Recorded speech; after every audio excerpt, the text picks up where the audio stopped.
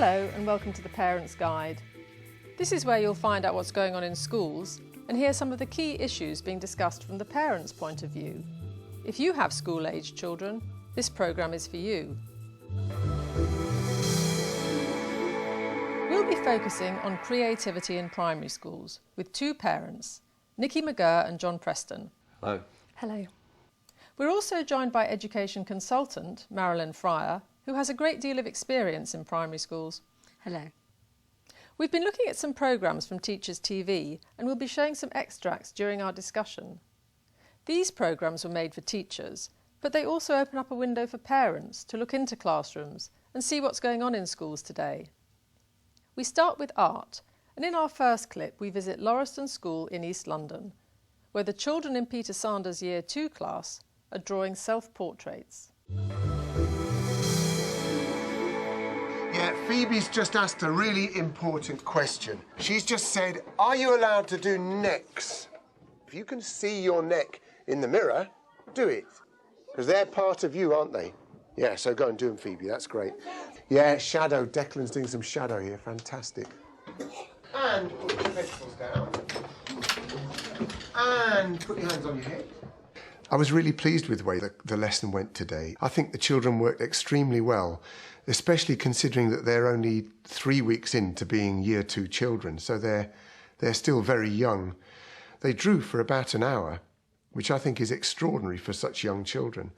And I was worried that they wouldn't spend that long drawing and that I couldn't ask them to. They do well. Yeah. And I think they picked up what the whole idea of the lesson was. We were talking about tone, we were talking about line, we were talking about looking, and they really, really got everything that we talked about at the beginning of the lesson.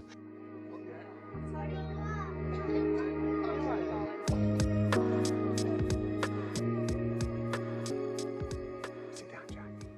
I want you to go up and to tell us why you like a particular picture. And the first person I'd like to go up is Pels. That one. Why do you like that one? The hair looks like he's one's and the glasses, and I can tell the drawing.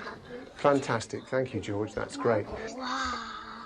I like it because the way she done the dress, she looked really closely. John, those children were spending an hour drawing. That seems a lot of creativity, doesn't it, by today's standards? Yes, it certainly does, and I think there should be more of that going on in schools, giving kids the chance to express themselves. How important do you think art is in particular then? Very important. It's one of the few outlets that most kids have for expressing their creativity and free thinking. What about the children talking in the clip, Nikki? Did you think that was a useful way for them to feel more creative? Absolutely. I think it gave them more opportunity to express their own thoughts. And what I was really impressed by that, because they were such young children, is that they'd really listened to the sort of the background to the drawing techniques at the beginning of the class, and they weren't just looking at these pictures and saying I like this because it's funny. They were actually, bringing the themes that the teacher was trying to put across in this, and they're sort of bringing that to their analysis of the pictures, and I thought that was very impressive. And he had a very nice personal touch with the children, didn't he? I mean, how important do you think it is to children what the teacher's expectations are? Absolutely. I think he was fantastic because he encouraged all of those children. Whenever they had an idea or a thought or a suggestion, he was very positive and very encouraging. And I think the more encouraged children feel, the more able they are to express themselves. I think you have a whole range of personality types in a classroom, and often a timid child might feel less confident about expressing themselves, but if they're encouraged and they're made to feel good about what they're doing, that's got to be good for them. Marilyn, my immediate instinct watching that was that he was a specialist art teacher. Did you think that, or do you think that's something any teacher could do? He was certainly an excellent teacher. I think other teachers could do it if they thought about it very carefully and perhaps had some input from specialist teachers. Do you think teachers are getting enough time in their training to learn about being creative and addressing the sorts of issues we're talking about today? Well, I think it's become more of a hot topic than it used to be, but still there are a lot of teachers floundering around wanting to know a lot more about what creativity is and how it can be developed. So I think it's got to be included in teacher training in quite a major way right from the outset. Well, this school, of course, places a great priority on art, and it's right at the heart of the whole school curriculum. I mean, as a parent, would you be concerned that that might be crowding out the standards agenda? I could imagine that I'd be quite happy for plenty of art education within school. I think that the clip that we just saw encouraged children to think critically, and I think critical thinking is important across subject areas.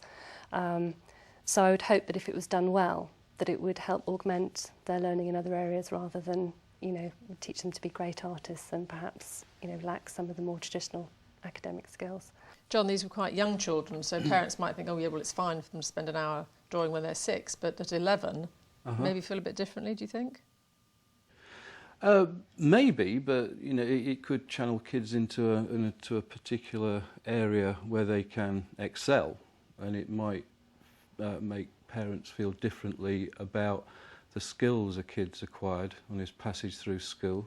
It's not only about there's a place for all the learning by rote, and the maths and the times tables and all that stuff. That equips them for it's one of the underpinning things of moving on. For education, I won't deny that. But on the other hand, it helps to develop the child and make school a good place to be. If art has helped them to enjoy school and it gets them to school and it gets them thinking, then job done. It's a good thing. Well, now we're going to turn to music and see a Year 1 class in Kings Hill Primary School with their teacher, Louise Harvey-Wells, and music advisory teacher for Kent, Helen McGregor.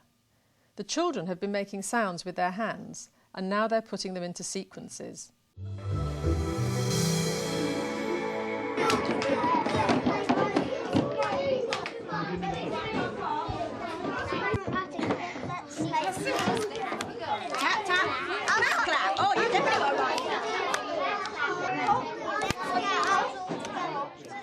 They're building up the idea of being able to read a piece of music, notate a piece of music, and they're ready to do it in Year 1.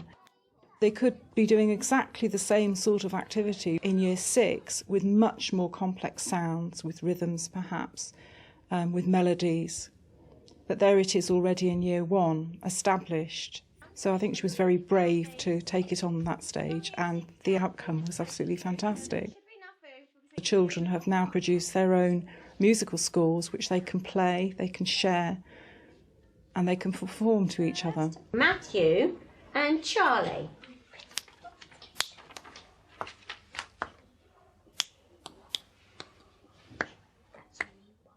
Give them a clap, how brave are they? William and Abigail. Right, ready? 1, 2, go. 1, 2, 1, 2, 1, 2. Well done. Music has to be hands-on, especially for small children.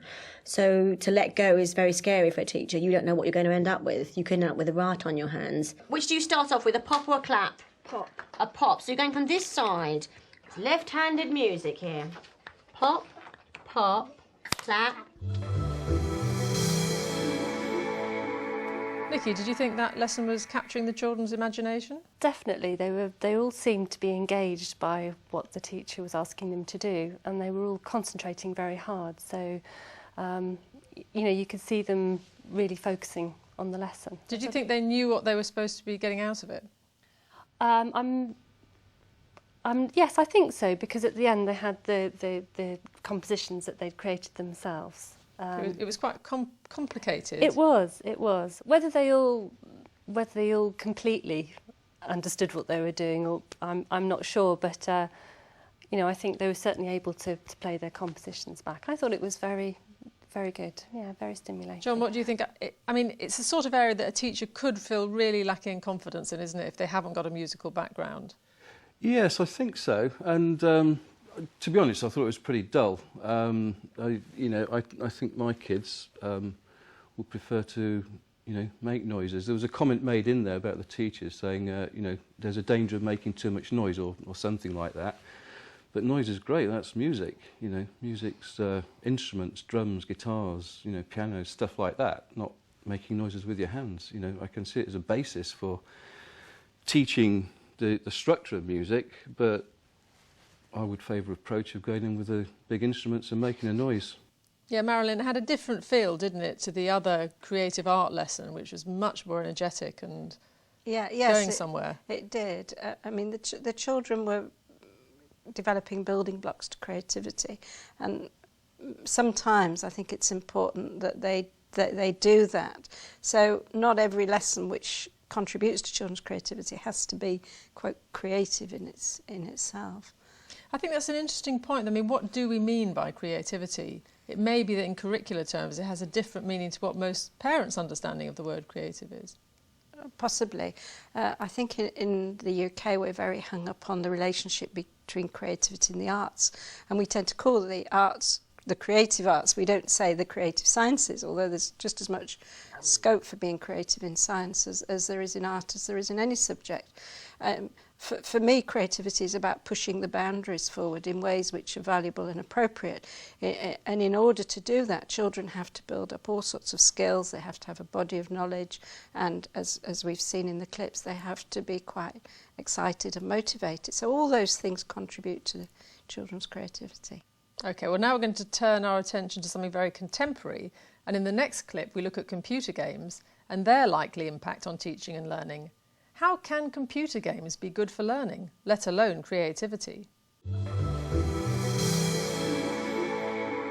Too often in the traditional school curriculum, we give kids the nuts and bolts of the subject area rather than giving them opportunities to discover them for themselves.